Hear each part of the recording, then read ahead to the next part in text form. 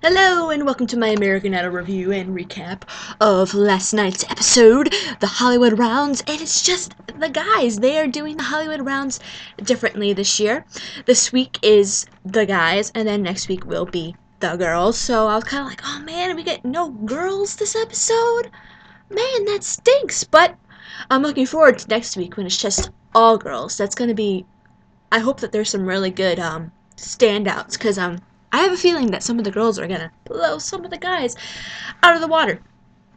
So it starts off and they do the sudden death where they have them in a line and they sing a cappella, and then they cut people immediately. So first up, we had Micah Johnson, and he was the guy who has the speech impediment from his tonsils, and he sang Benny and the Jets.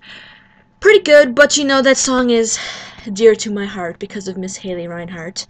You can't compare her version to his version. I mean, come on, her version is like,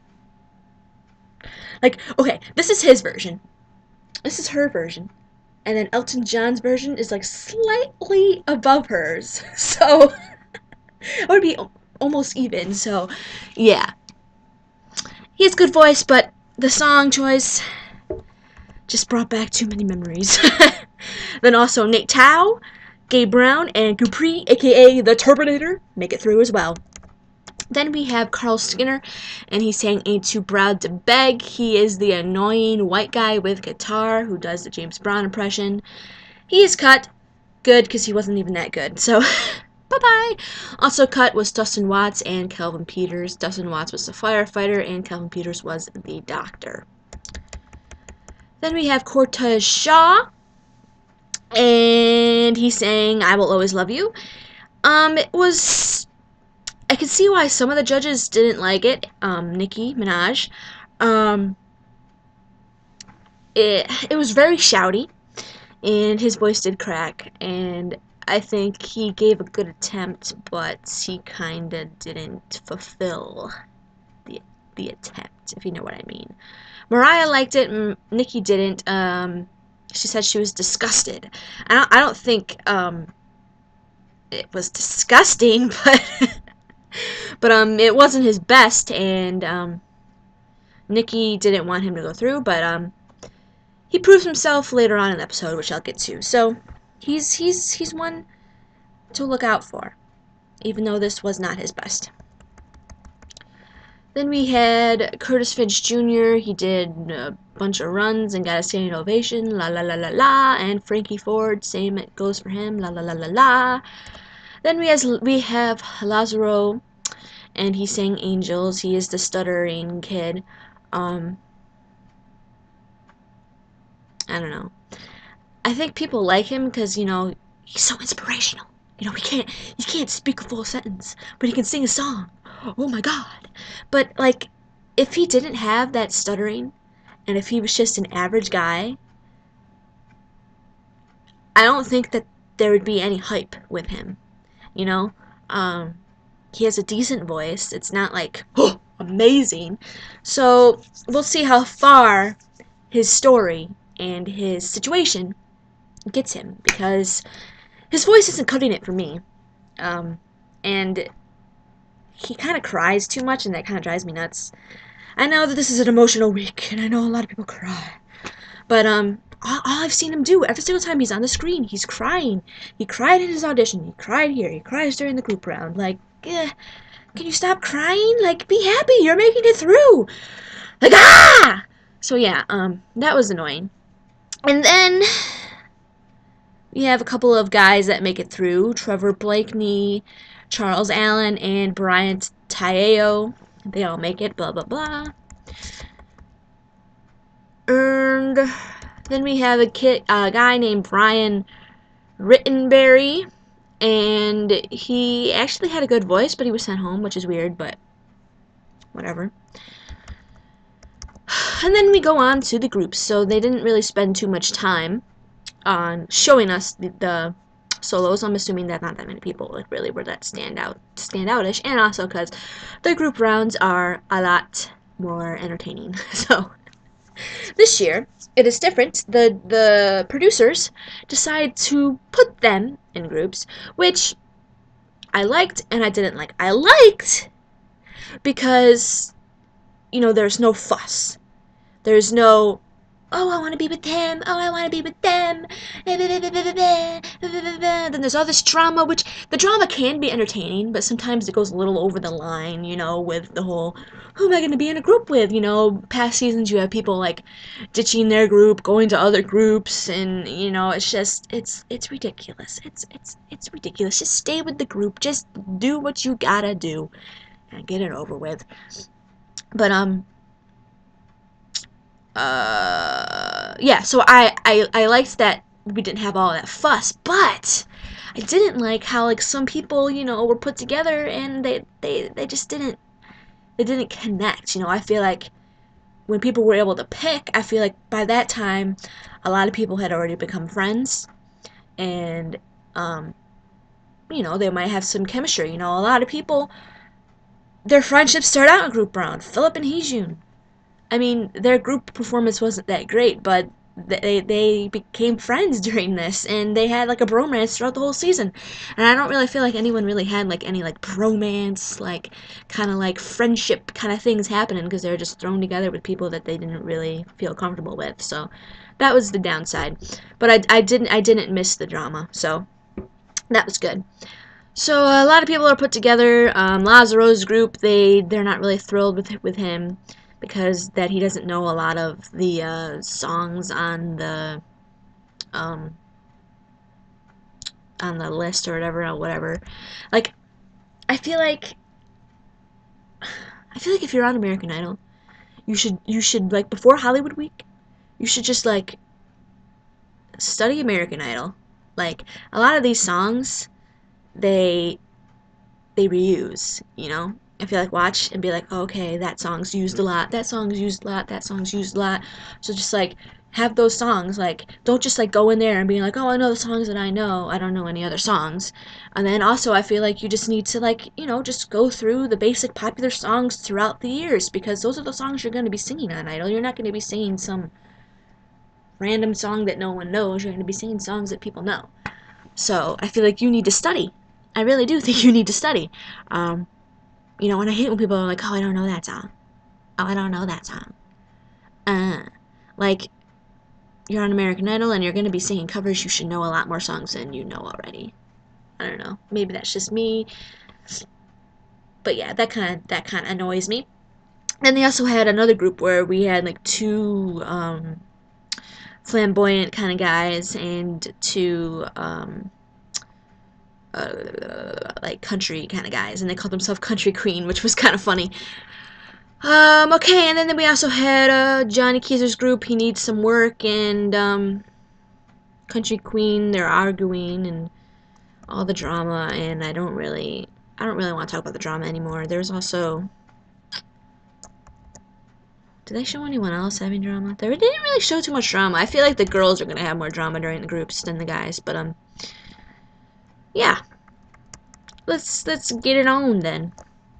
So the first group we had was the Math Heads, and they sang Somebody to Love, and the group consists of Nick Boddington, who he was on last season, and I really liked him last season. He was in Groove Sauce, the group, which had Reed Deming. No, not Reed Deming. Reed Deming, he's from X Factor. Reed Grimm, that's his name. Jenna Hirsch, and I don't remember anyone. Oh, that one guy that drove me nuts. Creighton, whatever. Creighton Frager. Okay, yeah. I like Nick Boddington. That's what I'm trying to say. Matheus Fernandes, he's the really short kid. Gabe Brown, he's the big kid who likes rock and roll. And Mathenee Trecco, who, he's good. A lot of really good big voices. They were well rehearsed, good harmonies. One of my favorite groups. I loved it. They all go through, so awesome. Then after that, we have Normal Hills, consisting of Johnny Keezer, Kareem Clark, and the other two guys they didn't really show. And they sang I'll Be There. It was pretty bad. Johnny Keezer forgets his words. Very pitchy. But Johnny does make it through, because I think the judges know he's going to be a fan favorite, just because he was on last season. And he's pretty cute. I'll give him that. He is pretty cute. But, yeah. This wasn't the best from him, so he needs to step it up. Then we had the Couch Potatoes singing the Lazy Song with Charlie Askew, Curtis Finch Jr., and some other guy who I'm not aware of his name. But yeah, it's weird. You have these two big black guys, and then they put him with Charlie, who is like this little white skinny kid. I love Charlie. Oh my god, he's so adorable. I don't know, I like him. He reminds me a little bit of Casey Abrams a little bit. Not like musically, just like personality-wise, Casey's kind of like, the redhead guy with the beard who, he's just there. And he's just doing his thing. And that's what Charlie's doing. He's just there, and he's just doing his thing. I love him. I think he's really cool. The thing that bothered me with this wasn't the performance. I thought the performance was good. But Curtis, that little butthead, I liked him. And he was a little drama queen.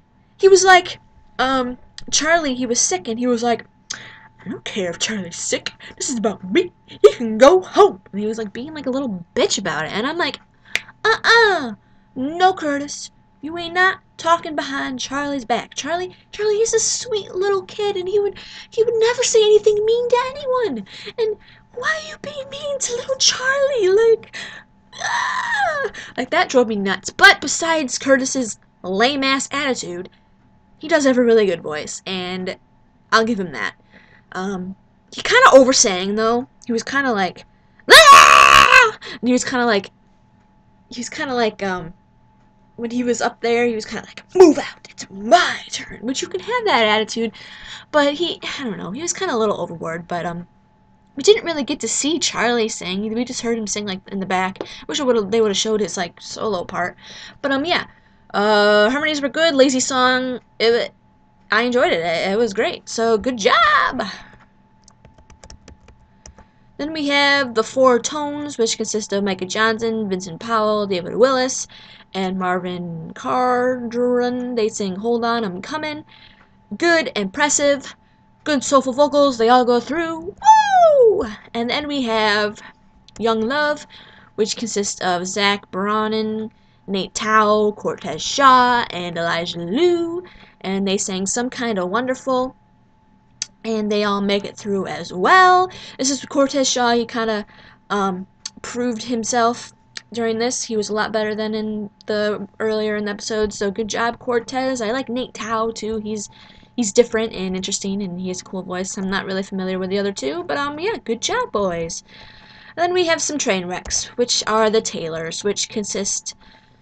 They sing "Don't You Want to Stay," and they forget literally all the words, and even though they forget all the words, Paul Jolley and Will White still sing, or still make it through. So good job, boys, even though you forgot the lyrics.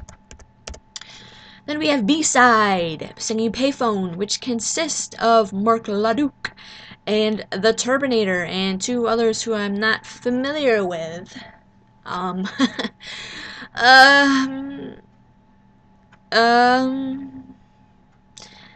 Yeah, this was interesting. They pretty much forgot their words, but even though they forgot their words, they didn't like stand up there and were like, oh my god, I forgot my words. Oh my god, they were kind of like, oh, I forgot my words, but I'm going to keep going. I'm going to keep singing. I'm just going to say random words, and I'm just going to get this over with. So I think that's kind of why Nikki liked them, because, they forgot the lyrics, but they kept the show going. And, she liked that about them, so they gave all of them a second chance, which I'm happy with, because I feel like there is some potential with some of these guys. The guy with the scarf on his head, he had a good voice. He was a little bit different, and, he might be one to look out for. And then the Turbinator, he's like a fun-loving kind of guy that I think he's not like the best vocalist, but I think a lot of people will like him. And the other two guys, they didn't have bad voices. Their voices were okay. But yeah, we'll see what happens when they get their second chance. And then we have Last Minute, which consists of Jason Jones, Dan Wood, Jessie Lawrence, and they sang Don't You Know You're Beautiful, and it was horrible, and yeah. I think it's really funny how the two groups that sang the One Direction song were bad. And I feel like, I don't know, because, you know, One Direction was on X Factor. So I feel like American Idol's kind of like using that as, haha, American Idol's better than X Factor. But that's not real true, because One Direction, they sing that song a lot better than these two groups sang, so. Yeah. They're bad, they all go home, so bye-bye. Then we have an a cappella group singing Payphone, and it consists of Ryan Connor Smith, Devin Jones, and Devin, Valez, and 3 of the boys get through, but Ryan is cut. Not really familiar with him, so I wasn't really familiar with any of these guys, so bye-bye. Then we have Mo Flow, which consists of Bruno Taylor, Tony Foster Jr., Mario Jose, and Darren Moses singing some kind of wonderful... So, before I start, that Mario guy, he was on Duets. I don't know if any of you guys watch Duets, but he didn't make it to where they sing with the people, but he was like, they showed him like in the audition process, and he was like, it was between him and this other girl to be picked. I don't remember what team, but yeah, he was almost on Duets. I remember him, because I remember, yeah, that's funny, but yeah, he gets cut, so it doesn't really matter, because him and Darian get cut. Burnell and Tony make it through. I remember Burnell. I remember he was good. I don't really remember Tony, but yeah. They were good. They were okay. But Mario and Darren were limited, so bye-bye. Then we had Super 55 singing Wouldn't It Be Nice? And it consisted of Lazaro Abaros, Scott Fenor, Christian Lopez, and Josh Stevens. Lazaro isn't familiar with Beach Boys. Like, you haven't heard this song? Like, I mean, I don't listen to older music that much, but it's kind of like one of those songs that you might hear, like, just like playing in the background when you're out shopping or like out somewhere, you know. And that's funny how Lazaro like didn't even know the song, like. And it was funny how he was like didn't want to do a song that he didn't know. Like, if he makes it to the live rounds, he's probably gonna end up be singing songs that he doesn't know. So why is he like, I don't know. I feel like Lazaro's being like a little drama queen, honestly. Like, I don't want to be mean, because I think he seems like a nice guy, but I feel like everyone's being too nice to him because of his stuttering, honestly. Like, everyone's looking past that. I feel like if he was just an average guy and he was giving all this drama, people would be like, I don't like him. So, I don't know. Lazaro, you need to change your attitude, because it's kind of driving me nuts. So, yeah, Lazaro and Christian make it through. And I remember Christian, he was on last season, I remember. Yeah, and he got cut during group round, so he made it through this year, so that's good for him. Let's see how far he makes it this time. So, yeah. On to the next person. And then we have Country Queen singing More Than Words. It consisted of Lee I don't know how to say his name, JDA, Joel Wayman, and Trevor Blankney. I thought they were singing Moves Like Jagger, and then they sang this song, so I was like, wait, what? So, yeah, Joel and Jada move on, and, Trevor and Lee, the country guys, are sent home. Trevor's upset about his elimination. Okay, he said that he's never failed at anything in his life. Really? You haven't even failed, like, at something small, like playing a video game? Do you win all your video games every time, the first time you play them? You've never failed at a test in school?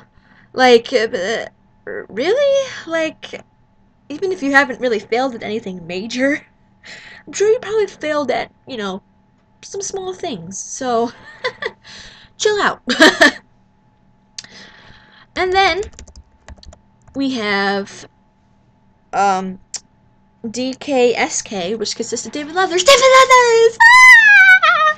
I loved him last season. Oh, But he hit puberty, which kind of sucks because I liked his high-pitched voice last season.